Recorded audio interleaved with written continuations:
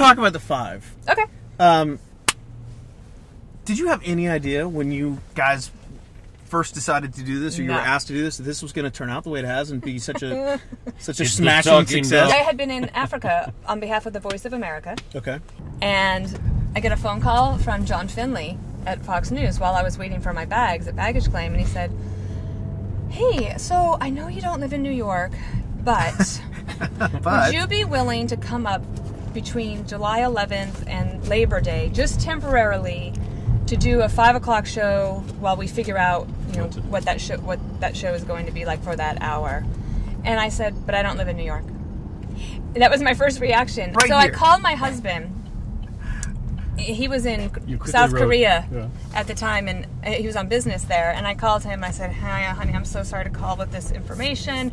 Blah, blah, blah. They do this 5 o'clock show temporarily in New York." And Peter says, "Congratulations."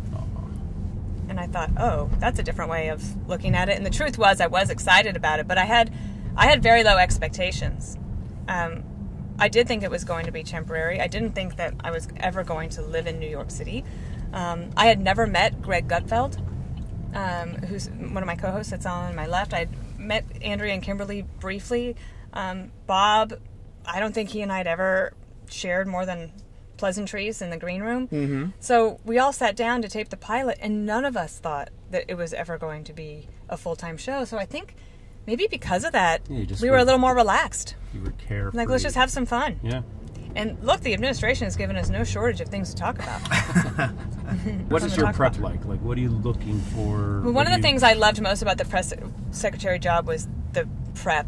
I love to study, and you're surrounded by this, like the people like Keith Hennessy. You get to ask them anything that you want. Steve Hadley, Secretary Rice. Anybody is there that you can talk to and learn from and improve yourself. So what we do now is, it's kind of, I call it a rolling prep, because you never really stop. But specifically, we have an email thread for the show, and we pitch ideas or story ideas.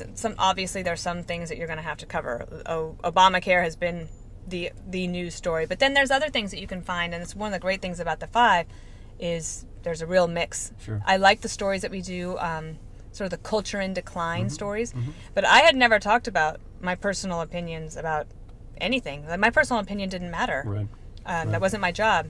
You guys have a pretty big social media presence, right? And you and Gutfeld go try. back and forth with, which is the Twitter hilarious. war. Yeah, He's kind of given up on the Twitter war because he was crushed him? trounced. You humiliated Trounced. him. Yeah. It's embarrassing. that is I embarrassing. really, I was a late adopter on social media, but I find Twitter fascinating, entertaining, Well, and you have enjoyable. you have a secret weapon now too. Jasper is my best asset. That's for sure.